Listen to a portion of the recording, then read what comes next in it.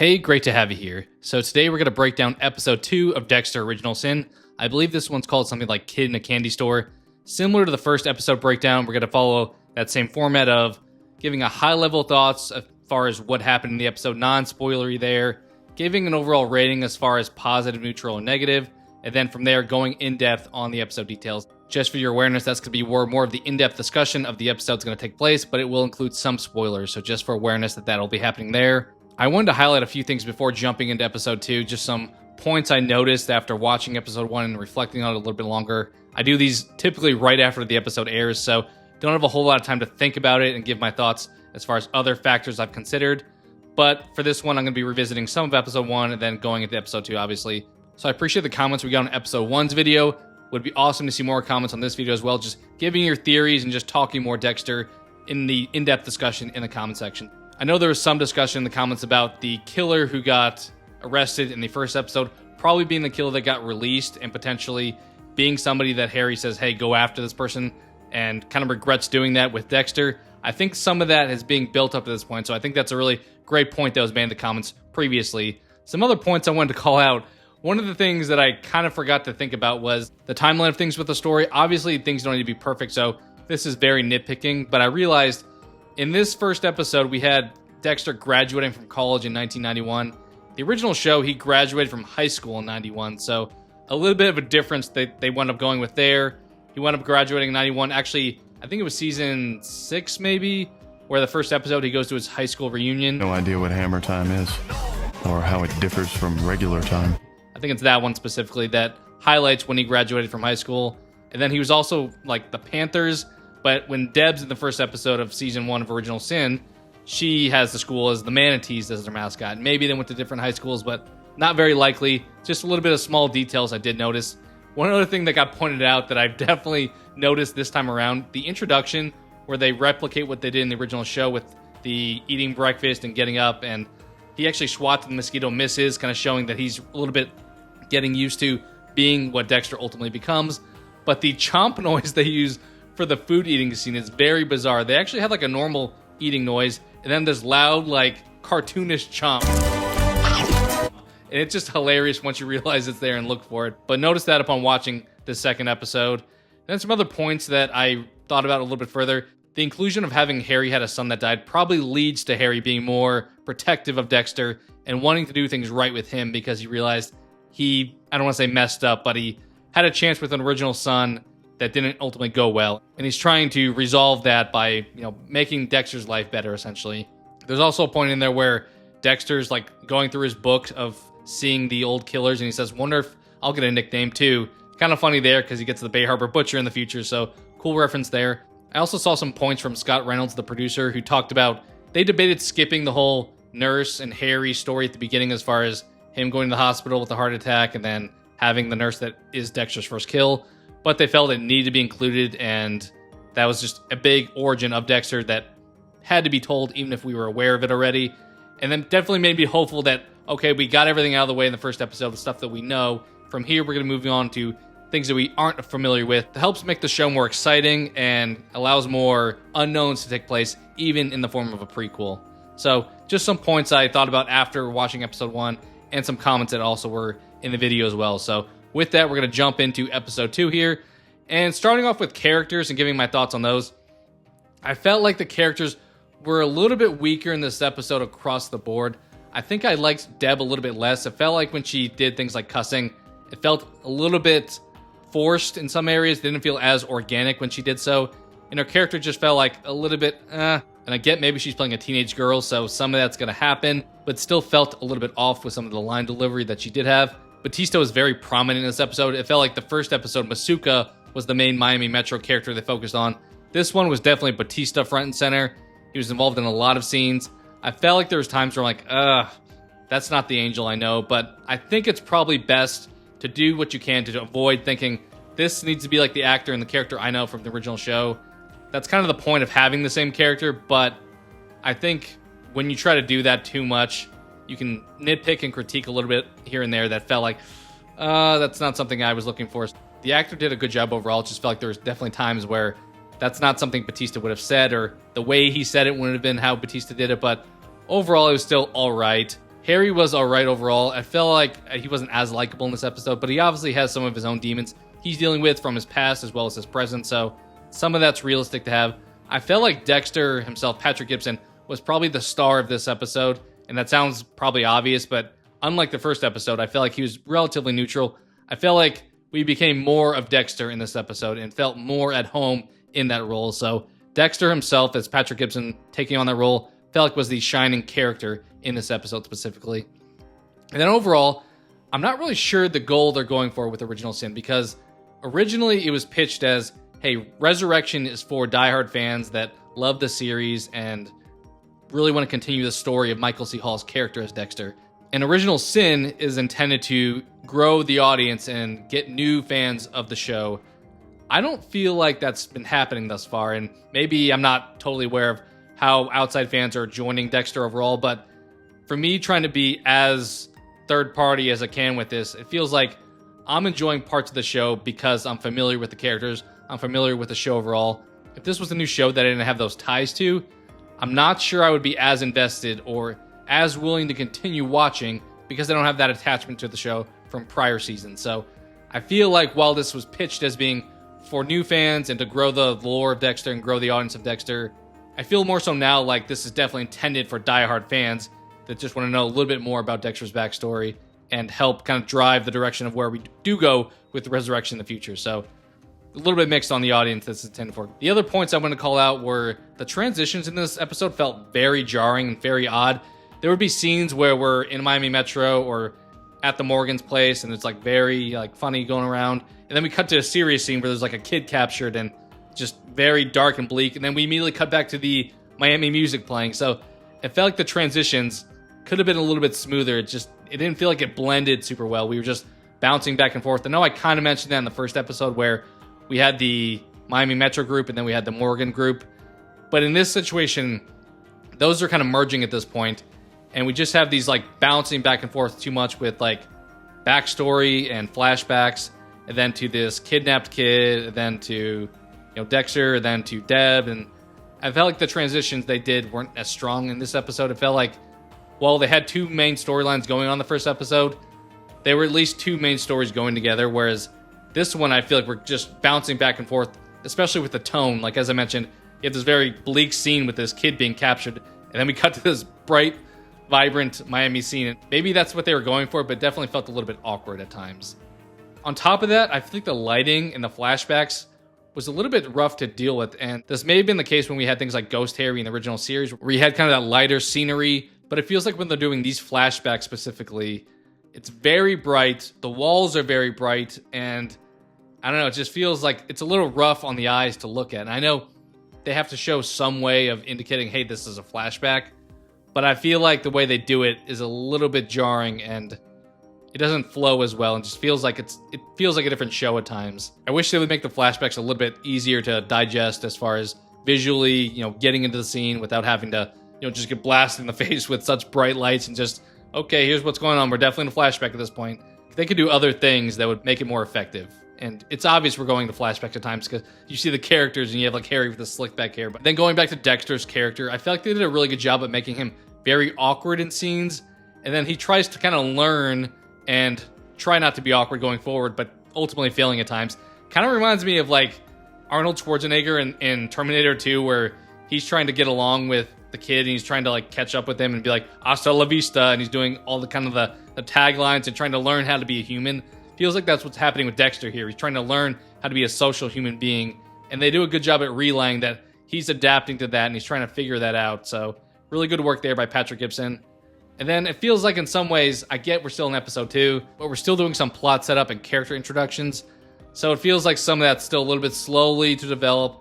And as mentioned, if I didn't have the investment into Dexter that I do, I could see people falling off because you're not really pulling me in with an intriguing story that's really flushing out at this point in time. It's very slow paced, and we obviously only have, I think, 10 episodes for the season, so we're going to have to get somewhere eventually, and who knows if we'll get future seasons, but it feels like we're still kind of slowly easing in to the show at this point. So overall, those were my thoughts. I'm a little bit mixed on how I feel about it. I think for a review score for this one, I'm going to give this one a neutral rating. I debated giving it something lower than that, but with it being positive, neutral, or negative. Neutral seems like it makes sense. There definitely wasn't anything that was awful in this episode that I felt like, hey, that definitely was a big detractor. It needs to be a negative or anything like that. I do feel like I like the first episode more than this episode, though. So while they're both in the neutral category, I'm going to say episode 1 is above episode 2, at least for now. So yeah, neutral there for my overall rating. Jumping into spoilers as far as giving the breakdown of what took place in the episode and giving my thoughts on some of those pieces. So we pick right up in episode 2 with the end of episode 1 with Dexter in the spinning chair. We have Sarah Michelle Gellar give the tour of the office. There's not much to show, and she highlights there's not a whole lot of funding either, so there's not a whole lot of things that are really unique that she can demonstrate for him. She's like, hey, we barely get funding for pens at this point, so very much setting up the vibe of like, we can't really solve cases because we don't have the resources ultimately. Then we cut to the masked man kidnapping a child. So we have this new character who's in a mask, and he's just kidnapping this kid. And as I said, this is kind of one of the examples where we're just jumping to this scene and then bouncing back to it. So we have him kidnap the kid, and then we jump back to Miami Metro. We have Harry just doing the small talk with the guys, and he has a lollipop in his mouth instead of cigarettes. He's like, hey, this is my vice I'm going to go with now because I need something. Then we have a flashback, our first flashback here. We have Harry discussing this bad guy with the Miami Metro squad. It's not going to look the exact same as Miami Metro of today, but they had like a bunch of green walls. I almost wonder, like, is this even Miami Metro that they're at? Because it looked dramatically different. Like, the show from the original show compared to where we're at in Original Sin, so the 90s to the mid-2000s, look more similar than the flashback of Harry that I feel like was not supposed to be super long ago, but it just looks completely different. There's, like, as I said, green walls, and just the lighting looks a little bit off, and that's where I point out where the flashbacks, you kind of get like, whoa, this is a little bit much to be looking at. So we then come back to present time where we have Harry and Dexter, and Harry mentions, hey, maybe putting away bad guys will stop your urges to Dexter. It's like, yeah, maybe. So we'll see. And then, as I mentioned, Batista, he's very present in this scene. He feels a little bit less like Batista than we're used to, but either way, we have Dexter ultimately go to his first crime scene. You have Dempsey's like, hey, Morgan, go out there. And he's like, both Morgans, actually. Kind of funny callback. I feel like they did that in the original show where they had Deb and like Dexter both, and you'd have like, hey, Morgan, and they both would look. Kind of what happened here, so similarity there. So you have them go to their first crime scene, and you have Dexter show up. Kind of funny scene here. Or not, I guess not super funny, but funny imagery here. We have this person dead on the ground who got a bullet to the head, and we have Dexter imagine a Christmas bow on the victim. So we have him imagining this kind of prize possession of this kill scene on the ground. He's like super smiley. And you have Tanya show up, who's Sarah Michelle Gellar's character. I'm kind of going to bounce back and forth. I feel like her and Patrick Dempsey, I know them more as their actor names than their character names at this point. So Tanya is Sarah Michelle Gellar. She shows up and she's like, hey, Dexter, get us some coffee. And they all just like add stuff to the list. Like Patrick Dempsey's like, yeah, I'll get this stuff too. So Dexter's a little bummed. He's like playing the intern where he's like, I'll get the coffee. And he goes over there. And we definitely get a Miami Vice vibe with this from like the music and the scenery going on here. We cut to Deb with her friend, and they're in the shop. And her friend mentions, hey, at the party, Dexter seemed pretty cool. She seems to like him and is definitely trying to get with Dexter, it feels like at this point. She also seems like kind of a bad influence for Deb. She hints at like, hey, maybe steal from your family at home and maybe get some money and be able to buy some of this stuff. So she definitely eggs Deb on to be a thief from her own family. Then we have Dexter back at the crime scene, and he's demonstrating what took place. He's talking to Sarah Michelle Gellar, or Tanya, and telling her, hey, here's where the crime took place. The killer was standing right here, shot the victim in the head, point blank, and you can see there's no spray where the blood would have been on the floor, so it sprayed on the guy's pants ultimately. She calls over more people, and they're just all hearing the story, and they're kind of making fun of Dexter after the fact, like, oh, really? You think he got shot point blank when there's like gunpowder on his forehead? Really good job, genius. So they're kind of making fun of him there, and Harry pulls him aside. He's like, hey, they're just, it's the only way you can deal with death pretty much with these scenes. You got to make some jokes or just kind of razz on each other a little bit. So Dexter feels a little bit bad that he was made fun of. He's like, it's okay, I get it. It's how we kind of cope with the situation. Then we get another Harry flashback. Once again, the lighting is very aggressive here. Harry's like busting a guy for drugs and a gun. And we see Laura Moser's there, and she's ultimately put in a cop car. And we cut back to the kidnapped kid, and he's crying in a dark room. That's pretty much all we get from that scene. That's where I mentioned too, we have this super awkward transition where you go from this kid crying in a dark room to the fun, vibrant, like Cuban music in Miami playing, and Dexter, Masuka, and Batista are there eating lunch. Dexter is like sitting down, and someone tries to take a chair from him. Tells the guy, hey, I'm saving this seat for my friends. And you have Dexter kind of think to himself, hey, this is the first time I've actually had friends. So kind of cool scene, as I mentioned, where Dexter's learning to adapt and become social. Guys wind up playing a joke on Dexter with like an empty sandwich, and the owner comes over. He's like, hey, they told me to do it. And you have Masuka give Dexter his laminate, so he's officially part of Miami Metro as the intern and has his laminate badge that we're well familiar with at this point in time. Part of the thing I wondered, he had a picture on his badge. I'm like, when did they take that picture? That clearly never happens. I don't know if they pulled the picture from like his university photos or something like that, but somehow they have a photo of Dexter already. And once again, you have Dexter trying to integrate with the group, and he makes a joke about the cholesterol of one of the guys there. And Batista's like, whoa, not cool, man. Your dad just had a heart attack. So they don't really laugh, and he feels very awkward. I thought they were going to be like, haha, we were just playing with you. But no, they're straight up like, not funny, dude, not cool. So he strikes out a few times when he's trying to become one of the guys. And this is one of those instances.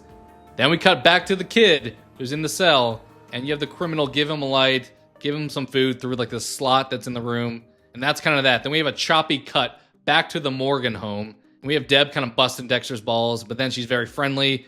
Typical Deb stuff, I will say here, where she's like very aggressive and then very jovial as well. So she bounces back and forth quite a bit here. We then have Harry come home and have Dexter bust Harry for having smoked earlier, and Harry denies the situation. Dexter's like, there's a burn hole in your shirt. You didn't have it this morning. You definitely were smoking. And Harry's like, oh, God. And we have Deb just curse and yell and be super awkward in the scene, I would say. Then we have Dexter tell Harry how great killing Nurse Mary was. And Harry's pretty concerned, but he thinks having this new job will be effective as far as helping reduce those urges. And then Harry once again tells Dexter, hey, don't tell your sister about the burn marks. I don't know why he does this. He does this like multiple times there. She comes in and she catches him saying that, gets super annoyed, storms off, tries to build the idea that Dexter and Harry have a special bond that Deb is left out of. So they kind of hinted that at the original show, but they're really hammering that home in this first couple episodes as far as Deb feeling like an outsider in her own family. And we have Dexter actually do wonder, hey, maybe killing is behind me. He pulls out the earrings that are like in this VHS box, and they're essentially his trophies here. And he has a recap in his mind as far as having that kill replay in his head again. Then we have Harry wake up and have a flashback to him questioning Laura Moser. He mentions kids to her, and she says, hey, the boys are with my neighbor, they're fine. So it's kind of building some conversation between the two. Harry winds up also asking Patrick Dempsey, the captain, if Laura can be the informant. And then we cut back to current Harry talking to Deb, and she's just like chewing him out. So it's that following morning. She's yelling at him, and he winds up telling her to move on from her mother's death. So very aggressive move here by Harry. And she's like super annoyed with it and storms out once again, which is fair at this point in time. We then have Dexter bring veggies to the office. So he obviously tried to play the cholesterol joke earlier.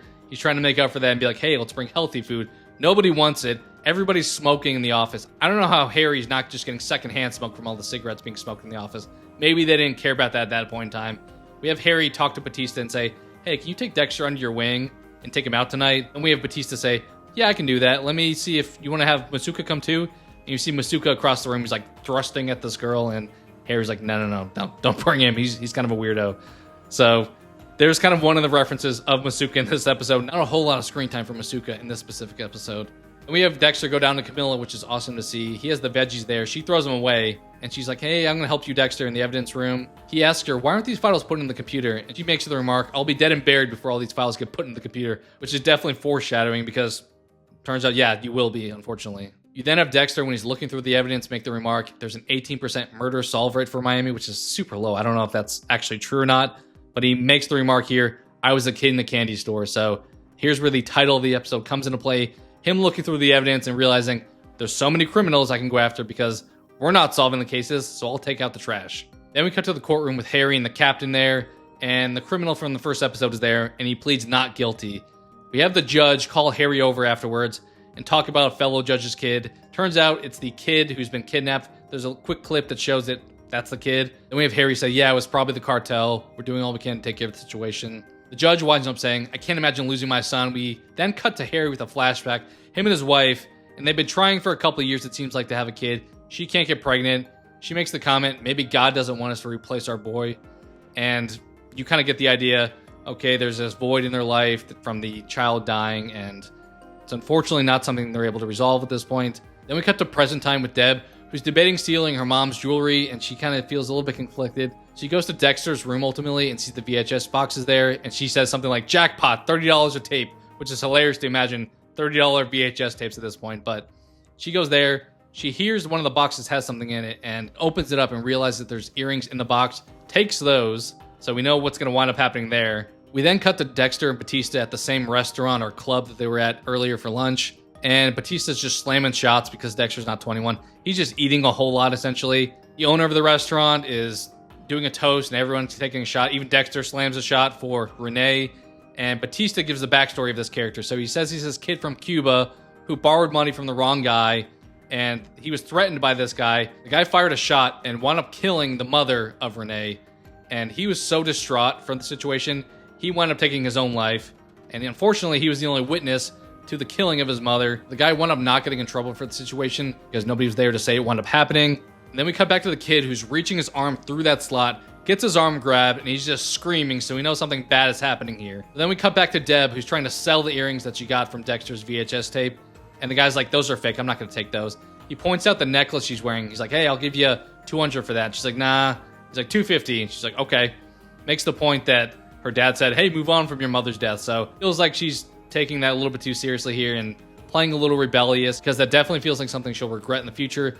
But she winds up doing so. And then her friend's like, hey, can I have your earrings? And Deb's like, yeah, all yours. So she gives the earrings from Nurse Mary to the friend, so the friend now has them. We then cut to Dexter returning to the office the next day, and he's bringing donuts this time. He struck out with the veggies, so he's trying to be more popular, and it's effective. He's beloved by everybody. He's giving donuts out to everyone. Harry looks over and sees him, and he's kind of happy to see that.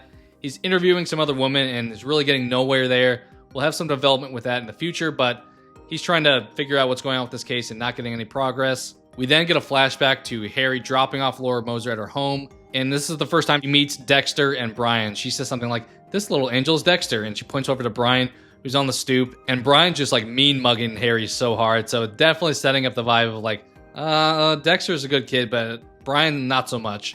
And the kid here, I feel like, once again, this is nitpicking, but the kid looks slightly older than he looked in the original shipping container child Dexter, so he's already looking older than he does when his mom dies. A little bit nitpicking, but it felt like, yeah, this kid seems like he's a year or two older than when the mom is ultimately dead at that point. So we then cut back to the office where we have Tanya and the captain going over evidence where they have the finger of the kid who was mailed to the judge's house, apparently. So when the kid was screaming with his hand through that slot, the guy cut off his finger and mailed it to his dad's house. And they brought that into evidence. They wound up getting a toy from the kid as well, and they did some prints on both of those. Confirmed, yes, this is the kid, unfortunately. In this instance, we have Dexter realize, hey, everyone's after the kidnapper who kidnapped Jimmy, the kid. So he looks up the Renee guy specifically, Tony Ferrer, and says, hey, I'm going to target this guy because everyone's focused over here instead. I can take out the trash in the smaller case over here. We then cut to Dexter coming home. He winds up giving Harry, I think it's like chewing gum tobacco, or maybe it's a patch for tobacco, pretty much trying to get him off of smoking. And Harry reaches for a drink instead. And we have Dexter make the point of, hey, some people can take this lighter drug to kind of wean off of this. I can't do that. I can't use Miami Metro as my light weaning off drug. I need the real thing. Then we just zoom in on Dexter's face and have him say, hello, darkness, my old friend, and end the episode there. So overall, I didn't feel like a lot of conflict really took place here. There's a lot of setting up stuff still, which I get. It's episode 2. That's going to happen still. I mentioned this at the beginning, but the strengths of the episode definitely felt like Patrick Gibson's role as Dexter, and coming into his own as that role was definitely a strong positive. Some of the weaknesses overall just definitely felt like the transitions to certain scenes bouncing back and forth and not really fully allowing them to develop as far as feeling the emotion of that scene. We just quickly bounce, oh, we're over here now. And I get they have a limited screen time, but it just felt like they could have done a little bit better at allowing those things to smoothly go into a new situation. Hopefully that's something that they can do a little bit better at in future episodes, as far as once we have some of those individual storylines developed enough, we don't have to bounce back and forth between them because they're all going to wind up merging eventually at some point. One thing my wife mentioned, I don't know if this is the case or not, but she mentioned the point that Dark Passenger was mentioned a lot in this episode. Like Dexter in his inner monologue would say it so many times frequently. And she mentioned, I don't know if he did that in the first episode. So let me know in the comments if you felt that was the case too, because he definitely said it a lot in this episode. And there wasn't any kind of like introduction to, hey, this is the title I'm going to give this thing in this episode at least. So if he didn't mention it in the first episode, it definitely felt a little bit jarring as far as suddenly throwing this term very frequently out of nowhere. Overall, as I mentioned, neutral for the episode. Some pros, some cons. But as a big Dexter fan, I'm definitely here along for the ride. Hoping we get a lot more positive ranking episodes here coming up. I know typically end of seasons are really strong, but hoping some of these earlier episodes can be bangers as well. What are your guys' thoughts? Is this an episode you guys really enjoyed? Were there some criticisms that you had? Did you align with some of the ones I made? Did Do you have your own criticisms? Or do you have your own things you thought they really excelled at in this episode? We'd love to see any feedback down below and just, more discussion as far as what took place in this episode and the future of Dexter Original Sin. So thank you guys so much for watching, and I hope to talk to you again soon.